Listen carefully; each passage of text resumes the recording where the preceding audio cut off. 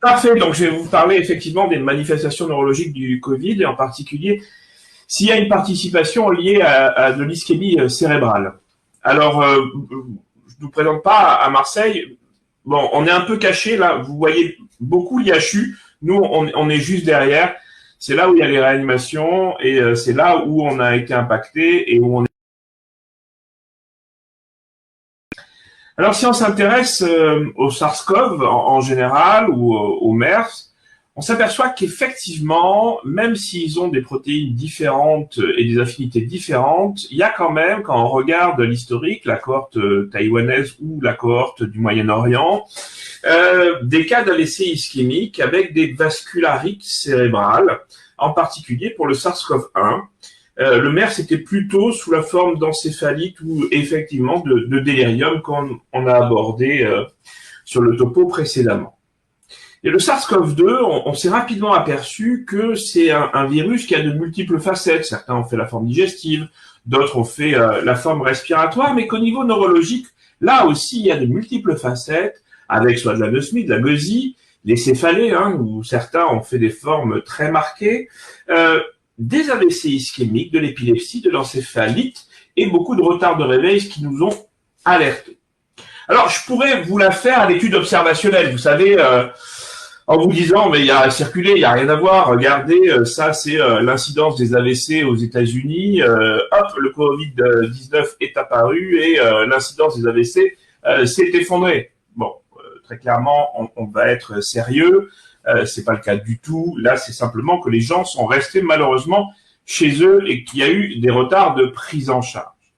En fait, en faisant et en regardant la littérature, on s'aperçoit que assez rapidement, on a eu une alerte des Chinois qui nous ont dit c'est bizarre, regardez, dans notre série, presque 6% des patients ont un AVC et on a presque 15% des patients qui ont une altération de l'état de conscience et quand on leur fait des imageries, on trouve des lésions d'ischémie cérébrale. Deuxième étude chinoise qui nous dit, nous aussi, on a 5% de survenue d'AVC ischémique chez des patients plutôt jeunes, bon, même s'il y a des très vieux dans la série, et c'était plutôt des Covid assez sévères.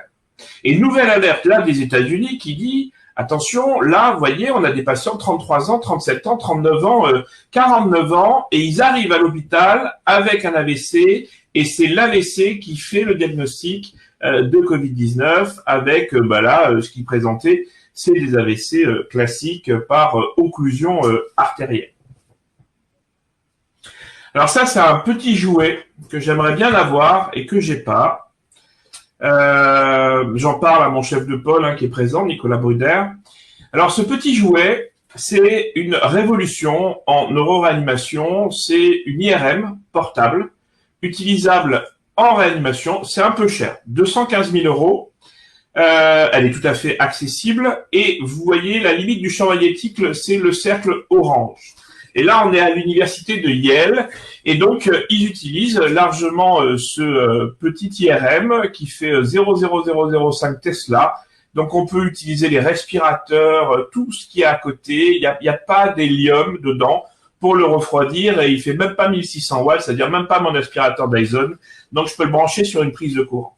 Et ils se sont amusés à faire des IRM comme ça à tous les patients Covid qu'ils avaient. Et ils se sont aperçus que, ils avaient de façon assez fréquente des lésions cérébrales et des lésions cérébrales qui étaient assez variées et donc qui étaient assez intéressantes et surtout des lésions, comme vous le voyez ici, des lésions d'ischémie cérébrale. Et donc ils avaient dans cette série beaucoup de patients à 8 sur 20 qui avaient des lésions. La France est arrivée avec une première étude qui vient des Strasbourgeois et qui nous dit, oulala, nous aussi, on a fait 190 IRM et en fait, on s'aperçoit que il y avait 37 patients qui se présentaient avec un tableau neurologique et un Covid. Il y a des lésions cérébrales. Alors là, il y a toute une panoplie de lésions cérébrales avec soit de l'encéphalite, soit de la vascularite, soit de l'ischémie. Bref, c'était pas très clair. Et donc, on arrive sur une série parisienne qui a été faite par la Pitié et Saint-Antoine et qui, attention, nous, on a eu quand même des patients qui sont arrivés, des patients jeunes, 60 ans. Ils sont arrivés avec des AVC, dont 41% d'entre eux révélaient le Covid. C'était des patients jeunes avec beaucoup de pathologies microvasculaires. Et on le voit ici, on va avoir effectivement des AVC très punctiformes qui vont être présents chez ces jeunes patients. Alors, il y a eu toute une méta-analyse qui montre que il y a une différence clairement entre les données de l'Asie et les données de l'Europe. Peut-être que c'est pas le même variant. En tout cas, il y a eu plus d'AVC en Asie qu'en Europe. Que l'incidence, elle varie entre 0,4 et 8% en fonction des séries. Mais en méta-analysant 74 études, ce qui représente 100 000 patients Covid, ils ont retrouvé 1000 AVC, ce qui fait une incidence d'1,4%. 1,4%, vous allez me dire, c'est l'étude qu'on a vue hier soir dans le New England, cette nuit-là, où ils ont publié deux targets de PO2, soit je me maintiens dans une hypoxie assez sévère à 60 mm de mercure, soit à 90 mm de mercure, et ils ont retrouvé pas de différence significative en termes d'outcome, mais aussi en termes d'ischémie cérébrale, et ils retrouvaient une incidence de 1,4% chez ces patients, qui ne sont pas SARS-CoV-2, très clairement, c'est des patients qui étaient avec des atteintes de type SDRA. Et donc, est-ce qu'il y a une spécificité au Covid? Alors, il y a une étude qui est parue dans le JAMA et qui a montré que effectivement, elle confirme que dans le Covid, on est plutôt sur du 1,6% d'AVC, et quand on regarde le côté grippe, là, on est beaucoup plus bas, on est à 0,2% d'AVC sur des grippes hospitalisées avec des formes graves, et donc très clairement pas ce qu'on trouve avec le Covid, et que le fait d'avoir un Covid-19 ou une Covid-19, ça a augmenté le risque de faire un AVC ischémique. Alors, est-ce qu'il y a une particularité? Oui, c'est des patients qui sont assez jeunes, c'est souvent des formes sévères de Covid, et il y a très clairement un état d'hypercoagulabilité avec des plaquettes augmentées, des dédimères excessivement augmentés, une proportion entre 10 et 20% des patients ont des anticorps anti-phospholipides avec des IgM ou des IgG anticardiolipides ou des anticorps anti-bêta-2 glycoprotéines, et certains ont de la vascularité. Donc, oui, il y a de l'ischémie. Oui, il y a de l'ischémie qui est un peu plus fréquente que dans les autres pathologies. Alors, il y a plein de causes pour avoir de l'ischémie. On a vu, ça peut être l'hypoxie systématique, ça peut être la vascularite, ça peut être des microthrombis, ça peut être de l'inflammation. Mais on sait que cette vascularité existe, puisque, par exemple, ça, c'est nos nécropsies qu'on a fait à Marseille. On a mis en évidence que très clairement, il y avait une atteinte endothéliale, avec ici tous les points noirs, c'est du SARS-CoV. Donc, on a une inflammation de l'endothélium avec un envahissement de cet endothélium avec du SARS-CoV qui a été confirmé dans la littérature par, bien sûr, d'autres études, mais qui a montré que c'était pas une spécificité du poumon et que certains patients pouvaient également avoir des atteintes digestives de type vascularite. Alors, est-ce qu'il y a un tropisme cérébral ou pas? Quand on regarde, on s'intéresse aux récepteurs sur lesquels vont se fixer le SARS-CoV, qui sont les récepteurs à l'angiotensine, et leur distribution au niveau cérébral, eh bien, on s'aperçoit qu'il y a quand même pas mal d'endroits, comme le cortex moteur, le cingulum postérieur, les ventricules en particulier au niveau des plexus choroïdes, la substance noire, le bulbe olfactif, qui est probablement une des cibles de ce SARS-CoV, mais aussi on voit qu'il y en a au niveau du bulbe et du nerf vague, et peut-être que c'est pour ça qu'on a vu beaucoup de patients qui étaient assez bradycardes, et que les IRM7 Tesla sur des nécropsies montrent qu'effectivement, là où on a des récepteurs à l'angiotensine au niveau des vaisseaux, on va avoir des vaisseaux qui vont être très inflammés avec de la diffusion, comme une rupture de la barrière, et tout autour de ces vaisseaux, ici, on va avoir des exudats de fibrinogènes. Alors, oui, il y a des lésions, mais qui sont pas ischémiques, qui sont plus inflammatoires au niveau du bulbe olfactif, et probablement que c'est une voie d'entrée directement par le nerf olfactif. En revanche, ce qu'on voit plutôt au niveau des lésions cérébrales, c'est qu'effectivement, on va avoir deux types d'entrée du SARS-CoV, soit directement à travers la barrière, soit, et donc on voit des inclusions ici de SARS-CoV dans l'endothélium, soit il fait un cheval de Troie et il va utiliser les lymphocytes qu'il a infectés pour traverser la barrière, et en tout cas, ça va entraîner une rupture de cette barrière qui va entraîner soit des suffusions hémorragiques, soit des phénomènes thrombotiques.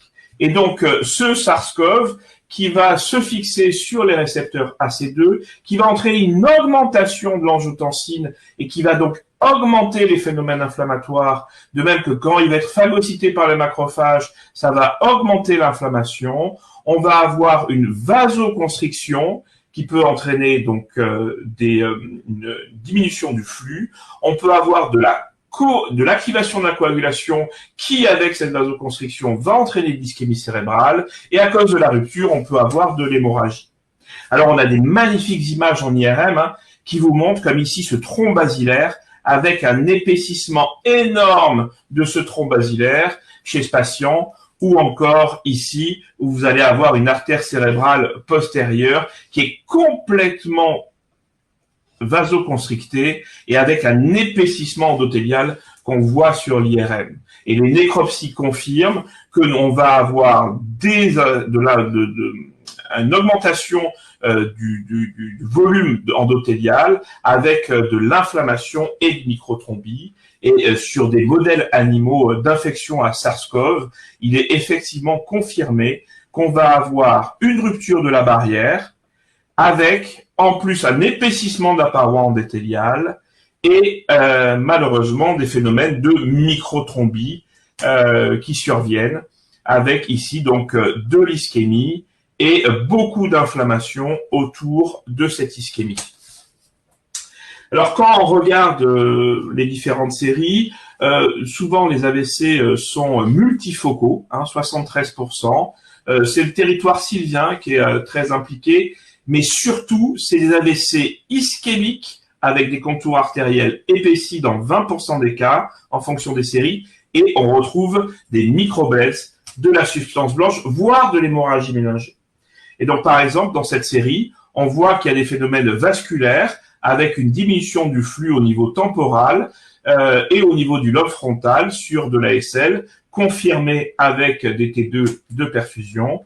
On voit aussi qu'on va avoir de l'inflammation avec de la rupture de la barrière après injection de gadolinium, aussi bien en T1 que en flair, et avec comme ici des images d'augmentation donc de la diffusion avec une restriction d'ADC qui sont liées à de l'ischémie. Et on a une multitude maintenant d'études qui nous montrent que on va avoir ces épaississements des vaisseaux. Mais attention, ici, si vous regardez bien, il va y avoir de l'hémorragie méningée associée. Alors attention, on a aussi des atteintes qu'on va dire de type leucopathie avec de la restriction d'ADC qui serait ischémique. Mais il faut faire très attention parce que certaines images comme ici peuvent faire penser à des œdèmes. Dans ces papiers, ça a été diagnostiqué comme de l'ischémie, mais le Covid-19 peut donner des œdèmes, comme ici, avec les classiques localisations extracérébrales, avec ici donc une IRM au niveau cervical. Et donc là aussi, on pourrait croire que c'est de la leucopathie de type emboligène, avec une atteinte du corps calleux, mais on voit en STIR, en IRM, qu'on a des atteintes significatives extra-cérébrales. Donc, il faut faire attention. Une particularité avec le SARS-CoV, on retrouve de très nombreux papiers qui retrouvent des lésions ischémiques au niveau des pédoncules cérébelleux inférieurs et supérieurs, qui diffusent un peu sur la substance blanche cérébelleuse. Est-ce que c'est de l'encéphalite? Est-ce que c'est de l'ischémie? Ça reste à déterminer. Mais bien entendu que ces patients vont, en plus de la vascularite, être des sujets, de par l'hypercoagulabilité, à des emboles, comme ici, où ce patient a une embolie pulmonaire, dans le cas de sa maladie SARS-CoV, qu'il a fait un AVC ischémique avec un magnifique thrombus ici, qui lui a complètement obstrué la sylvienne. Mais attention, ça c'est absolument pas classique. Vous avez les microblettes partout dans le cerveau. Et là, il y a probablement une atteinte de la microvascularisation. Et ce patient avait également des anticorps lupus positifs. Parfois, l'ADEME peut être prise pour un AVC ischémique malin. Attention, on voit que le ruban cortical est parfaitement respecté et que c'est qu'une atteinte de la substance blanche, avec une extravasation et donc une rupture de la barrière après gadolinium.